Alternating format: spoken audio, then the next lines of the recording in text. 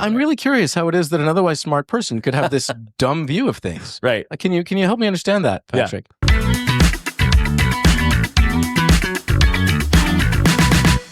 Welcome to Making Yourself Clear, where we explore topics we find interesting on the overall theme of clarity of thought and communication. I'm Chris. I'm Patrick. And today we're going to explore how to keep friends and influence people. And what we mean by that is referring to this phenomenon of wanting to have a conversation with somebody in your circle, maybe it's a family member or a friend or a colleague, who has a strongly held opinion or view on something that's very different from yours and where there's some emotional charge to it. Often this will be some opinion someone else holds that you might find upsetting, or you might have an opinion or a view on a topic and they find it upsetting. And there's something compelling you to try to talk this through with that person. Yeah, we're seeing quite a bit of that now. There's been some really tense elections. We're seeing it especially in the political sphere where, we might have a disagreement of opinion with a person who we otherwise care about, and it makes it difficult to potentially keep them in our lives. We're seeing a lot of people getting cut out of other people's lives because of that difference of opinion. And so really we wanted to just unpack ways in which that we can have those kinds of conversations and not have it blow up relationships. Because absolutely.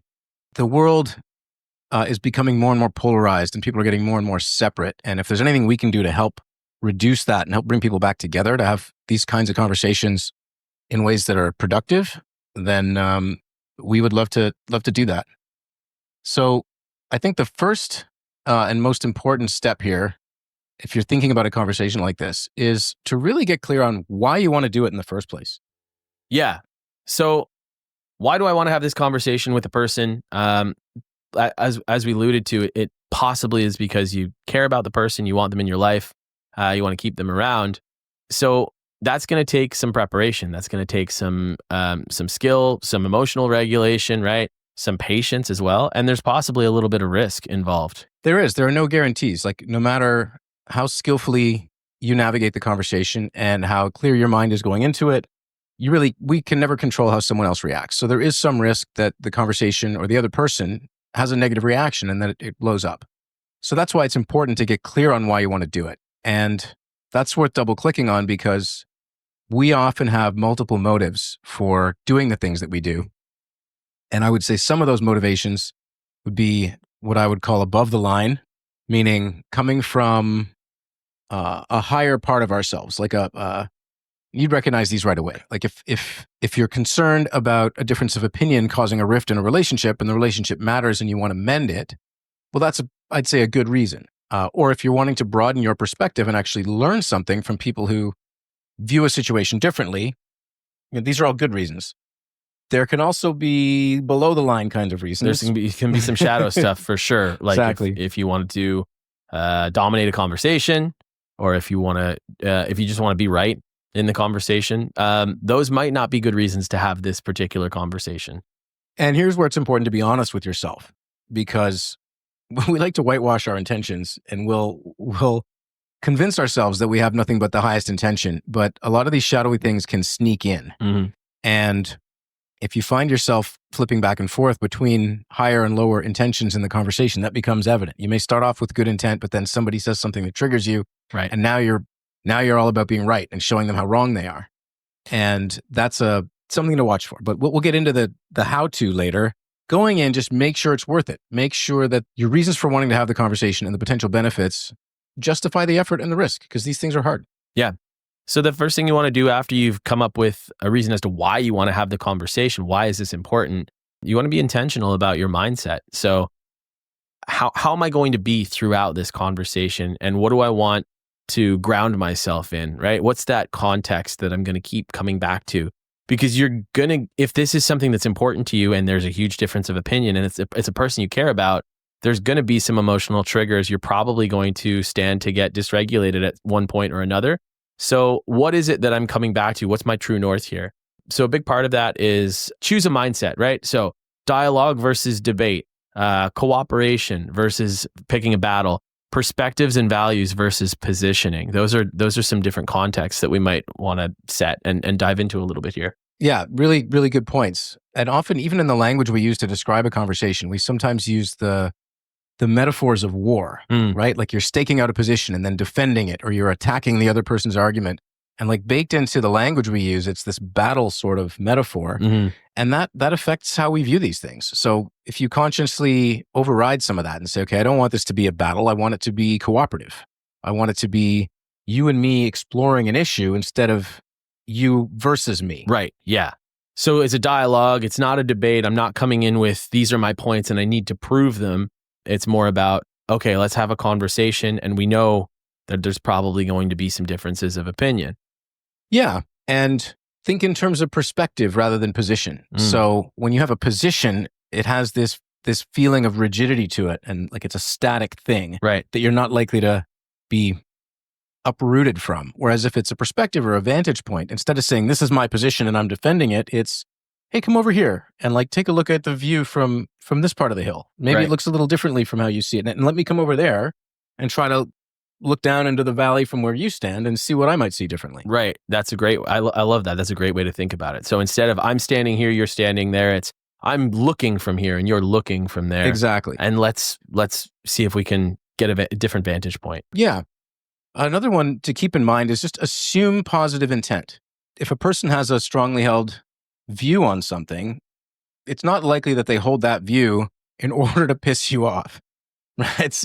There's something other than that to it. And they're not trying to be evil or ignorant or insert whatever denigrating adjective you want. Yeah. It's probably not that. Yeah. No one sets out and says, you know what I'm going to do today? I'm going to be a bigot. Or very few people. Some do, but like presumably the person you're spending all this effort trying to have this conversation with is not someone who you'd put in that category. Yeah. If they're worth having the conversation with, then they are likely not falling into that camp. One would hope. So that's one, is assume positive intent. And also look for connection over victory, right? We often feel like a conversation or these sorts of debates are something we're trying to win. And if both sides are trying to win, then it goes very predictably. Both sides will leave feeling victorious and having less respect and less affinity for and connection with the other person. So index on connection as well as what you're talking about, but like try to bring yourself back to connection if you find yourself drifting into an adversarial stance. Right. And so part of that drifting into an adversarial stance can spark based on the reaction that we have to something that somebody says. So you might want to position yourself in a space where your mindset is, I'm going to respond to things that somebody says rather than react to something that somebody says. Reaction, reactivity is, it can be violent. It can be sort of a snap into that emotional state, right? And that's not to say that your emotions are not valid. But if you're coming from an emotional place, it can be difficult to respond in a way that furthers the dialogue. Yeah, I think that's a really good point. And the way I like to think of the difference between a response and a reaction is that a reaction is automatic. It's a thing that it's almost like it happens to us. Right. Whereas a response is something we consciously choose. And so if you notice yourself on autopilot and just kind of thrown around by your own emotions, you're likely in a reactive state rather than a responsive one. And you want to notice that and do what you need to do to self-regulate emotionally. Maybe it's pause, take a deep breath, and just get yourself back into a more thoughtful state where you can actually respond with your prefrontal cortex rather than reacting from the amygdala. That's definitely one that hooks me. That's one. You're the only one. That doesn't happen to anybody else. I'm the only one with that chink in my armor. Exactly. Okay. One of the things that we talked about was assuming positive intent. And a big part of that is if you go in thinking, this person is a bigot, this person has the wrong state of mind, if we make negative assumptions about the person that we're going to have this conversation with, but you also want to make a concerted effort not to attack character. And body language is a big part of that too. So if we're rolling our eyes when somebody says something, they're going to pick up on that, and that's going to sarcasm, snark, all of these things. What they convey is contempt, which is like really looking down on someone else and viewing them as less than. Yeah. I'm guilty of this way more often than I'd like to admit. I get super judgy and it's like this contempt, disdain, right, high and mighty righteousness thing that I can get into if I'm angry. The other thing too, and one way that this can sneak in, because you may not come into the conversation assuming that this person has some character flaw, but what you might have, whether you know it or not, is a belief like, I can't imagine how somebody could hold that viewpoint and not be racist, bigoted, whatever, too woke. Pick your favorite thing. Right.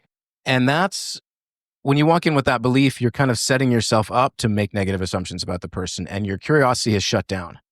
Yeah, and then you're just going to poison the conversation. I mean, you're going to ratchet up the tension. You're going to poison the conversation, and you're really not going to walk away with anything. I like what you said just there, curiosity. So curiosity is another thing that's another tool that you can put in your tool belt, and be curious. Why is it that this resonates with you? This particular political candidate or this particular point of view.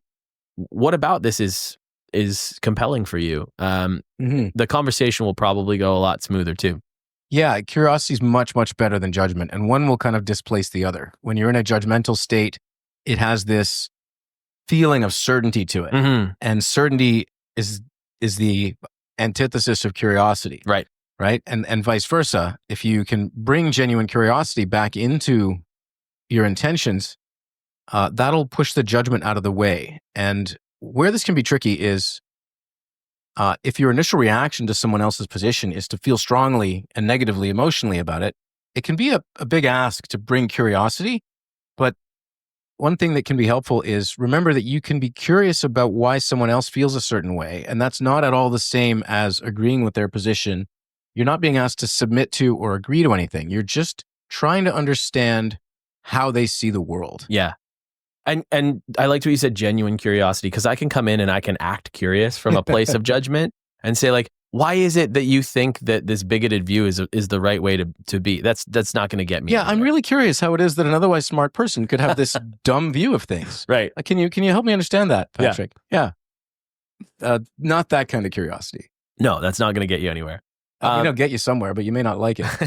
If the point is maintaining this relationship and getting through the murky, because we're going to have that. We're going to brush up against things in people that we don't love. And so it's about, how do I salvage the relationship? How do I make sure that I don't throw the baby out with the bathwater, right? So another piece that we want to focus on is having a game plan. Yeah, and that's a really good point. So high stakes conversations of any sort, just like anything that matters to you, you want to think about in advance. You want to plan it out. You might even want to get someone like a friend or a coach or someone who's neutral and isn't part of the conversation and role play it in advance. Yeah. That allows you to practice how you're going to cue up the conversation. That's a really valuable tool. Yeah, that's great. We have a mutual friend who calls it a pre-vent. A pre-vent, so yes. He gets to vent his point of view and how he feels about the person in the conversation and get all that judgy stuff out of the way. And then, he's preventing that from coming into the actual conversation when it happens. Nod to our friend Andrew for that one. But so back to the game plan. So what does a game plan look like? You want to pick a suitable time and place for when you're going to have this conversation. Kids learn pretty early to be on the lookout for when mom and dad are in a good mood versus a bad mood. Right. And if they're smart, they wait till they're in a good mood before they ask for things. Right. So it's something like that. Set yourself up for success, right? So make sure there's adequate time to have the conversation. Pick a suitable place. Make sure you are in a conducive emotional state to having this go well. So what does that mean? It means calm, centered, balanced, low in reactivity. I mean, we saw a lot of tough conversations taking place the day after the election, right? That's probably not the time or place to do that when, emotions are super high then. Your candidate won, your candidate lost. You're probably going through a lot. Maybe you need to take a beat. Yeah. Take a couple of days, take a week, whatever it is before you have that conversation with the person who is celebrating this victory that feels like an absolute loss to you. Yeah. And also if you have certain practices that you know are useful to help you get into a conducive state, like if you meditate, you might want to meditate before having this conversation. Great point. some breathing exercises, a bit of yoga, a nice workout, like whatever sets you up to be at your best for a conversation like this. Yeah. One of the things that I'm curious about, Chris, is what do I do if things go sideways on me? One aspect of having a game plan going in is recognizing, okay, you've got a clear intention, you're in a good state, the conditions are as good as they're going to be, and that's not a guarantee. So there are a lot of ways the conversation might go sideways, and most of those ways are probably things you've experienced before and might be somewhat foreseeable or predictable. right? So somebody starts to adopt a certain tone of voice, things get tense, you can feel yourself getting activated. Actually sit down and think about, okay, if it goes sideways in this particular way, here's what I'm going to do about it. Here's what I'm going to say. If it starts to escalate beyond a certain point, what will you do? Will you pause the conversation and suggest you circle back to it later? Right. And that way, you're not caught thinking on your feet and relying on impulsive decisions in the moment. You've got a consciously chosen game plan. Soldiers do this in the military. All of their training and the exercises they run are so that they don't have to figure out what to do while being shot at. Right. They've trained it and they've ran scenarios that are similar over and over and over again. So they've got that muscle motor memory for what's going to work as opposed to just panicking and having to think on the fly. Right. So it's what we said earlier, right? It comes back to that response versus reaction. If I feel myself reacting, I'm going to take a beat. And there's what we call a pause and pivot technique. So I'm going to take a moment. I'm just going to pause here. And maybe we pivot for the conversation. Maybe this is not the right time to maybe I thought it was, and it's no longer the right time to have the conversation. So, hey, things are getting heated right now. Why don't we circle back to this? Can we just take a minute and get out of the murk of that tough conversation? Yeah. And if it's escalating to a point where you need to pause the conversation, that's definitely one way to pivot. But if you're on your game and you catch it before it gets to that point, you can sense things are starting to heat up, but they haven't yet. It's still salvageable. There's still room to bring this back. Then you can pause and say, hey, can we take a step back and look at what's most important here? Because people often get lost in the weeds. And if you zoom out to a 10,000 foot view and say, okay, what are we really trying to accomplish? What's the goal here? And reorient yourself towards that. Or reorient yourself towards, what are some things we value in common here? Remind yourself that you're not enemies. You're collaborators in this exploratory dialogue. And that comes back to the very first thing we said, get clear on why you want to have this conversation. What is your context, right? Well, I want to salvage this friendship. I want to understand where this person's coming from. Whatever your why is. And so that, coming back to that will really help. What's the shared goal here? So in terms of navigating the conversation itself, we've talked about, first of all, getting clear on why you want to do it. Then we talked about intentionally choosing a mindset for going in, coming up with a game plan, meaning when, where, how you're going to get into a good emotional state, how you'll navigate bumps in the road during the conversation. Yeah. So we've covered a lot of ground so far. Next piece is, how do you actually do it? Yeah. So first of all, setting a time and place is going to be crucial. That's going to involve a small conversation with the person. Hey, would it be okay if we had a conversation, tomorrow, later today, next week? I'd really like to talk to you. And then stating your intentions up front, listen, this, whatever it is, this election, or maybe it's a personal thing. Maybe it's an interpersonal conversation. Maybe it has nothing to do with politics. People fight about things that have other than politics. Right. Is that a thing anymore? Yeah. So maybe this is in your relationship with your partner, your spouse, that, I really need to talk to you about this specific thing. Could we pick a time and place to actually talk about it? So an open invitation to the person into the conversation, get their consent to participate. This one is super important. If you just spring it on somebody and you ambush them into the conversation, then they're in the position of being in that reactive state. Because at the beginning of this chat, we talked about if somebody just springs something on you, you may not be ready for it. That's right. Don't put the other person in that position because you're setting the two of you up to fail. Absolutely. So a few things happen when you state the intention up front, and that includes, okay, I'd like to have a conversation with you about X. My intention is, I really want to come to understand your position better. And I know this has been a source of friction for us in the past. I'm hoping we can come to more of a shared understanding because I value our relationship. Right. And I don't want this to be in between us. So that's now you've stated that your intention is something positive that they can likely align behind, as opposed to, hey, I want to show you what kind of a dummy you are. And I want you to agree that I'm right and you're an idiot. Right? There you go. Because people might assume that when you come at them with something that's counter to their position. So state your intention up front and then invite them in. And that might look it can be as simple as, hey, I'd really like to have this conversation. Here's what I would like to get out of it.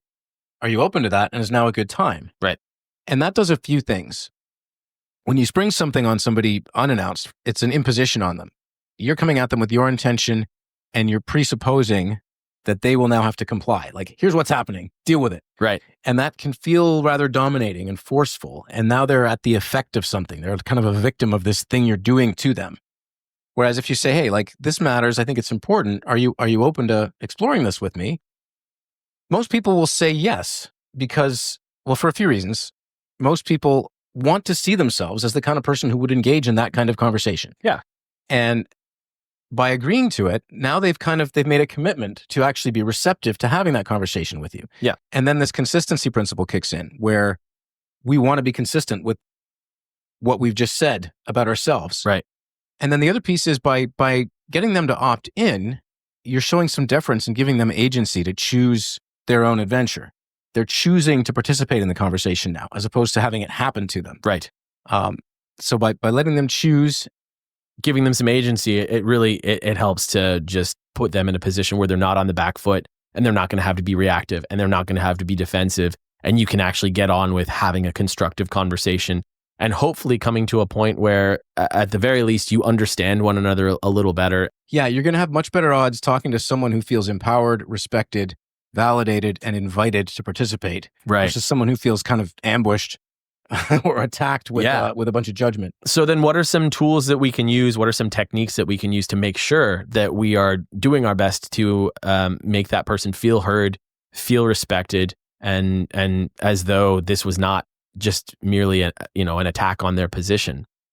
First of all, the biggest thing is listening, right?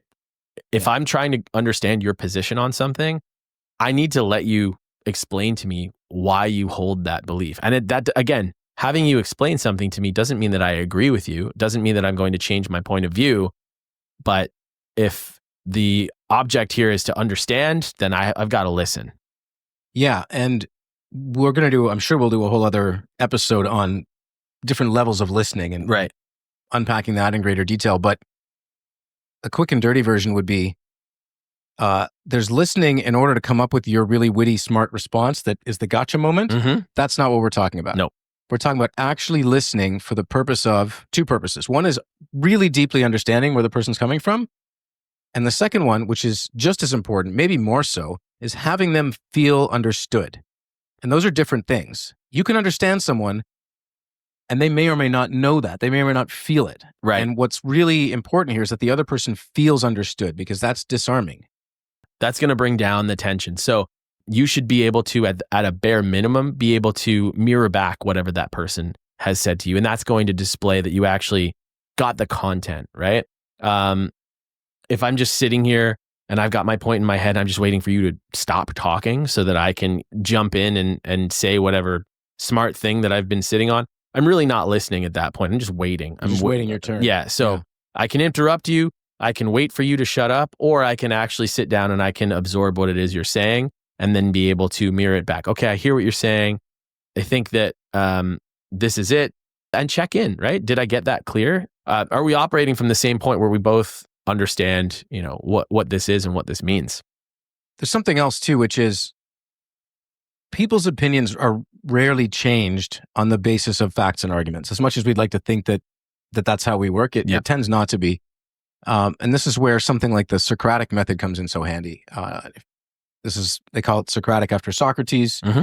And really what he did was he would ask a lot of questions. And so back to that curiosity thing. Right. And by asking questions, why is it you feel that way? Or explain to me how you got there. It's a much more effective way to understand somebody, but also to persuade them. So, if somebody is espousing a particular position and you know that there's something that they value that seems to you to maybe be in contrast with that, you can say, okay, so what I'm hearing is this is how you feel about that issue. I'm curious about something though, because I know you as someone who values X, and I'm having trouble reconciling those two. Can you explain to me how you square that circle? Mm-hmm. And then listen. And this is not a trap. This is not for a gotcha. You're not cross-examining them. You're actually listening with curiosity. And one of two things can happen, and sometimes both. One, at minimum, you'll come to understand them better. And two, people often soften their positions when faced with these questions like that. That's why the Socratic method is so powerful. Right. By being gentle and curious, you may lead them towards some of their own cognitive dissonance. And when they encounter that, the impulse that they'll have to reconcile that may cause them to loosen up on some of their more tightly held beliefs and actually become more flexible. Well, and I think that's something that is important to make a point of.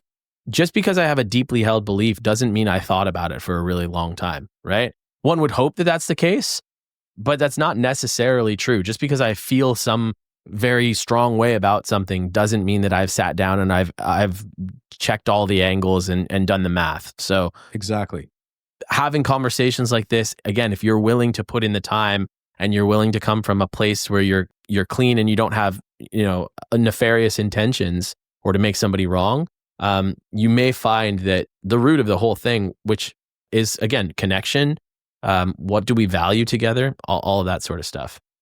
Yeah. I think 2 last points. One, we've sort of touched on earlier, but it might be worth making explicit. Index on what they value. People may have a strongly held belief or even a position on something. See if you can get past the position into the value that underlies it, because you're more likely to find alignment around values rather than in the details of a particular view. Right. And then the last thing is be gracious and grateful along the way. Acknowledge that these conversations are hard and check in with yourself periodically and with the other person to see how you're doing against your stated intentions. Right. So at the beginning of the conversation, you said, hey, my goals for this conversation are, I'd like to understand you better. I want us to, with curiosity, come to understand each other's positions better and perspectives better rather than positions. And I want this to make us feel closer rather than farther apart. Right. For example, partway through the conversation, and maybe periodically as you go, check in. Hey, just let's zoom out and say, we set out to achieve the following goals here. How are we doing? Yeah. Right? How are we doing against those intentions? And if you're doing well, then celebrate the win. If it's not going well, or if it's not heading in the direction of those intentions, then that's an opportunity to pivot and recalibrate and reset your intentions and get back on track. We covered a lot in there. To summarize it, we had 7 things. We want to make sure we're clear on what we want from the conversation.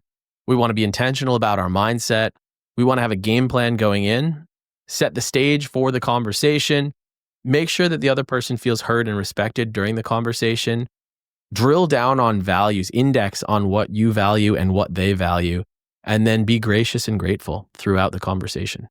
If you do decide to take this on, I think it's worthwhile. I think it's important, and it's the world needs more of this kind of conversation. Absolutely. So, hats off to you. It's good work. It's not easy, but it's worth doing, and good on you. As always, we hope this was useful. Thanks for tuning in.